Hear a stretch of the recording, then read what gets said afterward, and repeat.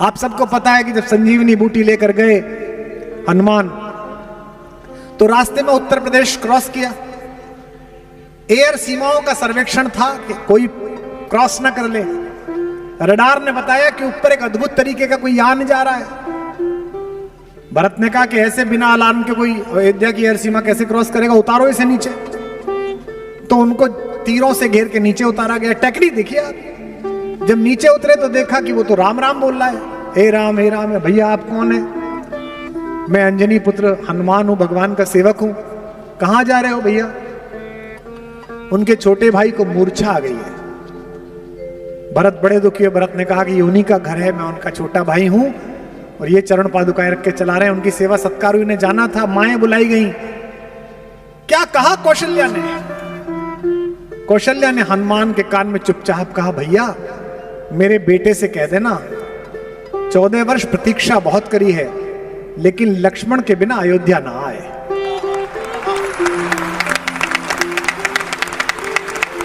रोती हुई कौशल्या अपने आंगन की तरफ चली। पीछे खड़ी हुई सुमित्रा आई। सुमित्रा ने कहा, भैया मुझे पता नहीं दीदी ने तुमसे क्या कहा है, राम से कह देना सीता को वापस लेके आए। लक्ष्मण ना भी रहा तो मेरे पास अभी एक लाल और है, उसे साथ लड़ने के लिए भेज दूंगी। दो प्रश्न छोटे छोटे हैं। श्रीकांत शुक्ल यहां सुनने आए हैं। वे कह रहे हैं कि कल आपने सिर्फ भरत पर बात की, क्या लक्ष्मण और शत्रुघ्न जी से भगवान का उतना प्रेम नहीं था? ऐसा नहीं है। अब शत्रुघ्न जी पर सबसे कम बोला गया है। मेरा तो मन है कि एक दिन मैं शत्रुघ्न जी पर ही बोलूं किसी प्रकार से। लक्ष्मण जी पर पहले बोल चुका हूं, कुछ जगह बोला है, लेकिन आपने कहा है कि लक्ष्मण से प्रेम नहीं था। ऐसा नहीं, लक्ष्मण से भी बहुत प्रेम है। वस्तुतः देखो तो राम और लक्ष्मण अलग नहीं है। आप कितने भी यशवान हो जाएं, आप कितने भी धर्मशील हो जाएं, आप कितने भी आर्थिक रूप से मजबूत हो जाएं, आप देशों के राजा बन जाएं, लोकतंत्रों के महानायक बन जाएं, लेकिन सूरज की रोशनी में प्रधानमंत्री जी भी, राष्ट्रपति महोदया भी, कोई भी खड़ा होगा तो उसका शरीर, उसका परिदृश्य, उसके कपड़े कितने भी सुदर्शन हो, कितने भी उजले हो, उसकी परछाई काली पृथ्वी पर दिखाई देगी। जब से पृथ्वी बनी है कोई सिकंदर ऐसा पैदा नहीं हुआ कि जिसकी परछाई उजली हो। केवल इस विश्व की मर्यादा में इस पृथ्वी पर केवल हमारे राघवेंद्र भगवान राम ही ऐसे चले जिनकी परछाई उजली है। भगवान नीले वर्ण के हैं और उनकी परछाई की तरह चलने वाले लक्ष्मण जी उजले वर्ण के हैं। लक्ष्मण भगवान की उजली परछाई। आप कभी चित्रकूट पधारिए, बहुत अद्भुत जगह है। इतनी अद्भुत कि 2 प्रदेशों का दावा है कि हमारा है, कि हमारा है। आधा चित्रकूट उत्तर प्रदेश में है, आधा चित्रकूट मध्य प्रदेश में है। माता मंदाकिनी की धारा उनको अलग अलग करती है। कुछ नहीं है, नक्शे में सिर्फ इतना ही है, इधर है इधर है। एमपी वाले भी कहते हैं कि हमारे यहां रहे भगवान, हम यूपी वाले कहते हैं कि हमारे यहां भी रहे। चित्रकूट में कामदगिरी के जिस पर्वत पर भगवान ने विश्राम किया, उसके कोने पर चढ़ने के बाद अब तो रास्ते भर भी कुछ मकान और कुछ साधु संतों की कुटियां हैं। वहां एक बहुत बड़ा पत्थर रखा हुआ है। सुनते हैं कि ये सदियों से, 8000 वर्षों से, तभी से ऐसा ही रखा हुआ है। उस पर बैठकर रात्रि भर लक्ष्मण निरीक्षण करते थे कि किसी दिशा से असुरों का प्रवेश तो नहीं हो रहा, कोई गलत पशु तो नहीं आ रहा। महर्षि विश्वामित्र ने 15 वर्ष की आयु में जब राम को अपने शिष्यत्व में स्वीकार किया भगवान को, तो उन्हें बहुत सारी सिद्धियां दी थी। अक्सर लोग पूछते हैं सिद्धि क्या थी? यह सिद्धि यूं मान के चलिए कि उस समय विश्व में डिफेंस साइंस की 2 बड़ी लैब थी। जैसे आज नासा को लैब माना जाता है, जैसे आज पेंटागन को लैब माना जाता है, विश्व की सबसे बड़ी 2 लैब थी। एक लैब के ओनर, मालिक, चलाने वाले थे महर्षि विश्वामित्र, और एक लैब के चलाने वाले थे महर्षि अगस्त्य। एक उत्तर भारत में काम करते थे, एक दक्षिणापथ में काम करते थे। लेकिन इन दोनों का विज्ञान तो बहुत विकसित हो गया था, लेकिन आयु क्षीण हो रही थी। और ये दोनों ही एक ऐसे सुयोग पात्र को ढूंढ रहे थे जिसके हाथ में सदियों के शोध के बाद बने हुए इन वैज्ञानिक यंत्रों को सौंप कर जाएं।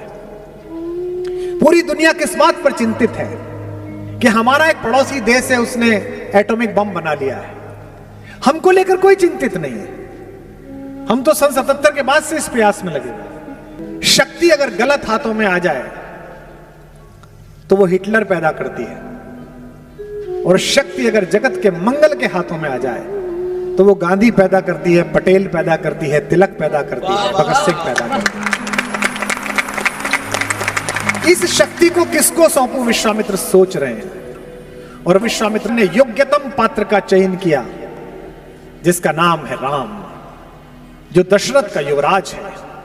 दोनों भाइयों को लेकर गए, राम को सिखाया कि एआई का प्रयोग कैसे करना है, राम को सिखाया कि माया कैसे पहचाननी है, राम को सिखाया कि एक बाण से ही हजारों लोगों को कैसे समाप्त करना है, राम को सिखाया कि अनावृष्टि कैसे रोकनी है। लक्ष्मण को भी एक सिद्धि सिखाई। लक्ष्मण को सिद्धि सिखाई कि बिना पलक झपकाए जागते हुए कैसे सोना है। यह बात 30 साल पहले जब ऐसी ही किसी उद्बोधन पीठिका से मुझसे भी महनीय किसी ऋषि मुख ने कही होगी कि एक ऐसा आदमी जाग कर देख रहा है जो पीछे सो रहा है लेकिन आगे जाग रहा है। तो पश्चिम के विज्ञानवादी लोगों ने कहा यह तो संभव ही नहीं है, या तो आदमी सोएगा या आदमी जागेगा। आजकल नया घर बनवाइए तो जो एआई और ऑटोमेशन का काम करने वाले आते हैं आर्किटेक्ट के साथ, करोड़ों रुपए लेते हैं आजकल। पर्दा खुल जाएगा, पर्दा बंद हो जाएगा, वो पीछे हल्का वाला पर्दा खोलेगा फिर बंद वाला खोलेगा। तो वो एआई वाले कहते हैं कि हम जो कैमरा गैलरी में लगा रहे हैं ये आपकी रिकॉर्डिंग की मेमोरी खराब नहीं करेगा। अगर कोई आहट नहीं है, कोई चला नहीं है तो रिकॉर्ड नहीं होगा, लेकिन अगर बंदर कूद जाए, आदमी कूद जाए तो तुरंत रिकॉर्ड हो जाएगा। ये एआई है, artificial intelligence of N equipment.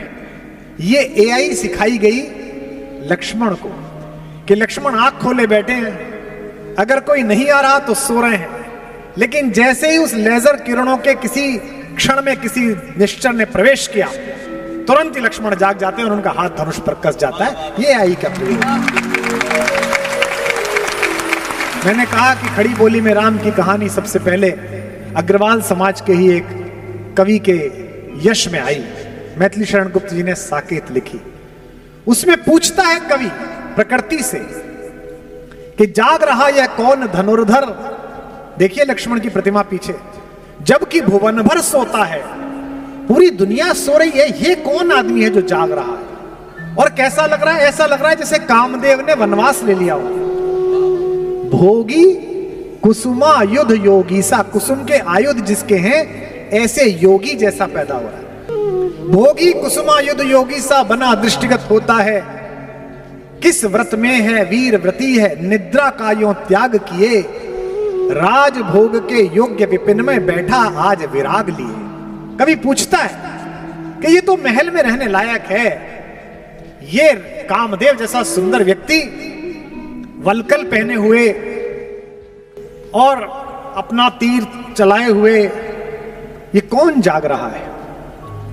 विशिष्ट सुरक्षा प्राप्त लोगों के अंगरक्षकों को आपने देखा होगा, वो दिन के समय काला चश्मा लगाए केवल यूं देखते रहते हैं कि किसी आदमी की किसी चहल पहल में कोई बुरा विकार तो नहीं है। लक्ष्मण इसी भावना के साथ रात्रि में देख रहे हैं। क्यों देख रहे हैं? कवि पूछता है क्यों देख रहे हैं, तो कवि को उत्तर मिलता है। कहते हैं कि बना हुआ है प्रहरी जिसका इस कुटीर में क्या धन है। इस कुटिया में ऐसा कौन सा रिजर्व बैंक ऑफ इंडिया है जिसके लिए यह आदमी बैठा है रात भर, जिसकी रक्षा में रत इसका तन है मन है जीवन है। उत्तर देखिए और बलिहारी हो जाइए। मर्त्य लोक मालिन्य मेटने स्वामी संग जो आई है, तीन लोक की लक्ष्मी ने यह कुटी आज अपनाई है। कवि कहता है कि एक रिजर्व बैंक नहीं, पूरी पृथ्वी के किसी भी प्रकार के धन की जो मालकिन है वो इस कुटी में बैठी हुई है। वीर वंश की लाज यही है, फिर क्यों वीर न हो प्रहरी, विजन देश है, जंगल है, निशा शेष है, निशाचरी माया ठहरी। तो लक्ष्मण तो मेरे भाई, क्या आपका नाम है? श्रीकांत। लक्ष्मण तो राम की उजली परछाई है। पैदा होते से ही लक्ष्मण को पता चल गया कि मैं किस लिए पैदा हुआ। हमारे जीवन के 4 हेतु हैं: धर्म, अर्थ, काम और मोक्ष। धर्म तो वो है जो हमें करना है। धर्मो धार्यति प्रजा, प्रजा जो धारण करती है वो धर्म है। रात्रि होने पे हम सोएंगे, ये शरीर का धर्म है। दिन भर का जो भोजन किया है उसका पाचक तत्व अलग निकाल दिया जाएगा और उसका अपाच्य सुबह ही सुबह हम त्याग देंगे, यह शरीर का धर्म है। लेकिन आत्मा का धर्म क्या है, उसका अर्थ क्या है, ये पहले दिन से लक्ष्मण को पता चला। मेरे बाबा कहते हैं गोस्वामी जी, 12 ही से निज हितपति जानी, बचपन से ही अपने हित के बारे में समझ लिया कि मेरा हित का पति कौन है, मेरा जीवन किसके चरणों में है। लक्ष्मण राम चरण रति मानी। कल आकुल की मैंने पंक्तियां सुनाई, उसी का एक पद सुनाता हूं। बचपन में चारों बच्चों को एक एक सोने के पालने में लिटाया और पहली बार सबको दिखाना था राज दरबार को कि कौन से 4 बच्चे दशरथ के यहां पैदा हुए हैं। एक हमारे वे बाल स्वरूप, वे रामलला, दूसरे में भरत जी लिटाए गए, तीसरे में लक्ष्मण लिटाए गए, चौथे में शत्रुघ्न लिटाए गए। सब बच्चों के पैरों में घुंघरू बंधे हुए थे, सब आमोद कर रहे थे, सब प्रसन्न थे, नहाए धोए अच्छे कपड़ों के। एक बच्चा रोए ही जा रहा है और वो चुप ही नहीं हो रहा। वो चुप कैसे हुआ और वो कौन बच्चा था, यही श्रीकांत भैया तुम्हारे प्रश्न का उत्तर है कि पालने में लखन व राम जी लिटाए गए, पालने में लखन व राम जी लिटाए गए, लेटते ही करुणा सदन चुप हो गए, लेटते ही करुणा सदन चुप हो गए, लेटते ही करुणा सदन चुप हो गए। पालने में लखन व राम जी लिटाए गए, लेटते ही करुणा सदन चुप हो गए, लेटते ही करुणा सदन चुप हो गए, लेटते ही करुणा सदन चुप हो गए। किंतु लक्ष्मण कुछ ऐसा तेज रोए, किंतु लक्ष्मण कुछ ऐसा तेज रोए, जिन्हें रोता देख धरती गगन चुप हो गए, रोता देख धरती गगन चुप हो गए, रोता देख धरती गगन चुप हो गए। राजवैद्य आए कोई रोग ना बता सके तो, राजवैद्य आए कोई रोग ना बता सके तो, ज्योतिषी भी करके यतन चुप हो गए, ज्योतिषी भी करके यतन चुप हो गए, ज्योतिषी भी करके यतन चुप हो गए। गुरु ने उठाया और लखन को राम के चरण में लिटाया तो लखन चुप हो गए,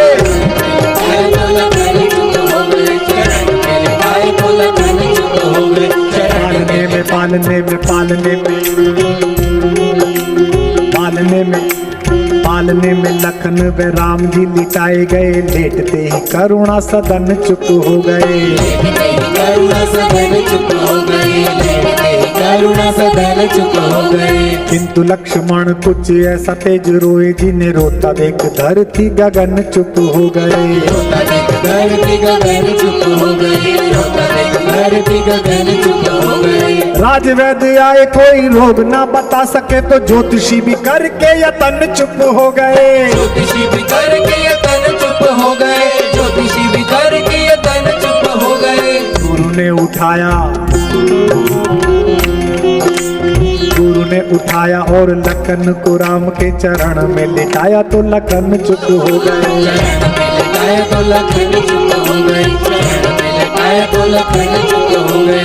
बचपन में जिस बच्चे को यह पता चल गया कि किन चरणों के प्रभाव से मेरे पीड़ा का उपचार होगा, वे लक्ष्मण है। इसलिए आपका प्रश्न कि भरत से कम प्रेम है कि ज्यादा प्रेम है, नहीं, सबसे बराबर है। और लक्ष्मण की मां, मेरी मां सुमित्रा भी मेरी मां कौशल्या से कम नहीं है।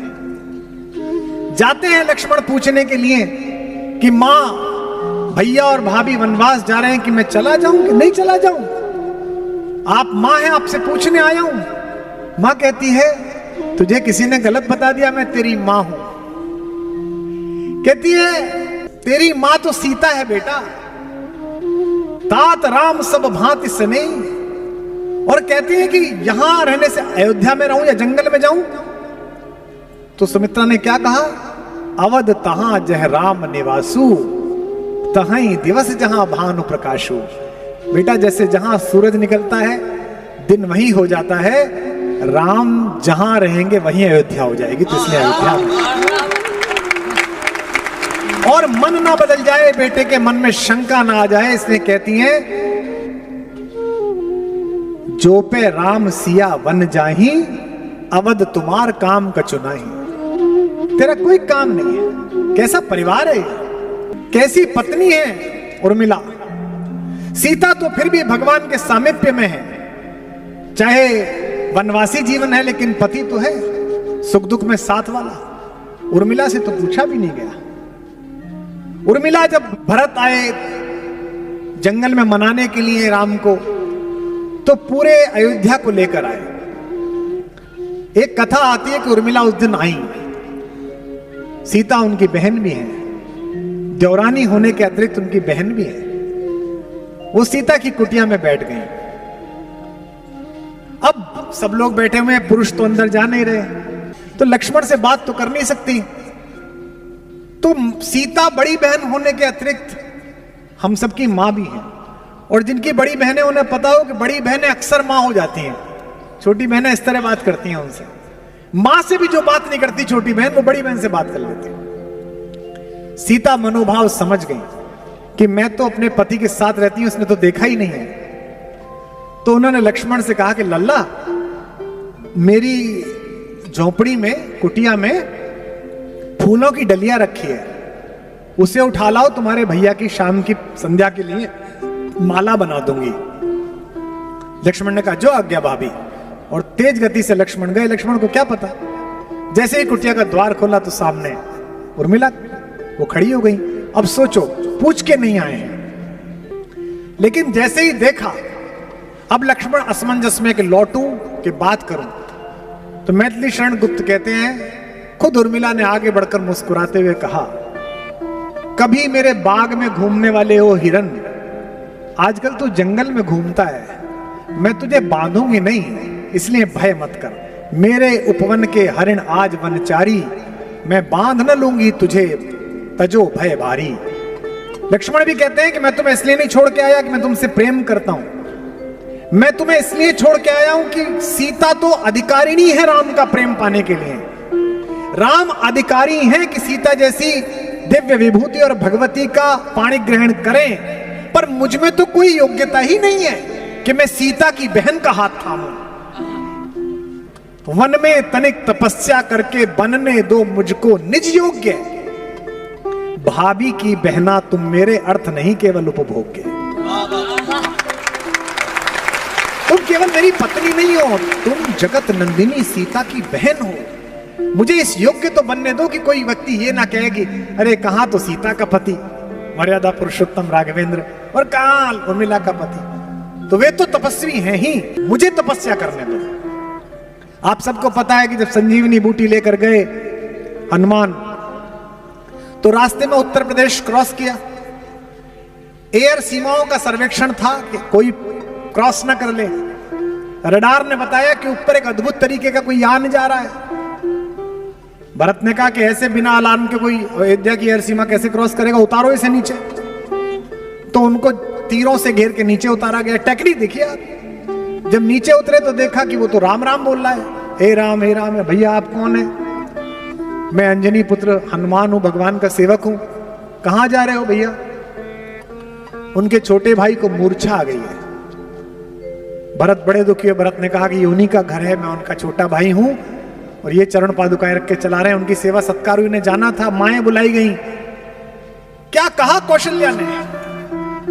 कौशल्या ने हनुमान के कान में चुपचाप कहा, भैया मेरे बेटे से कह देना 14 वर्ष प्रतीक्षा बहुत करी है, लेकिन लक्ष्मण के बिना अयोध्या ना आए।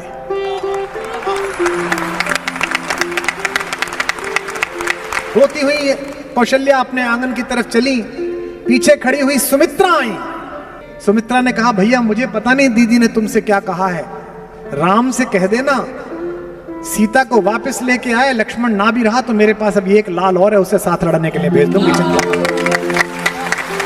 ये घर है, हनुमान की विदाई की तैयारी हो रही है, सब दुखी चिंतित हैं और उर्मिला प्रसन्न है, चहक रही है। हनुमान भैया दूध पी लीजिए, हनुमान भैया ले। हनुमान ने अकेला एकांत पाकर चरण पकड़ लिए कि माता आपका पति मृत्युशैया पर है, मूर्छित है, और आप मुझे दूध पिला रही हैं, आपको तो कहना चाहिए जल्दी जा जल्दी जा।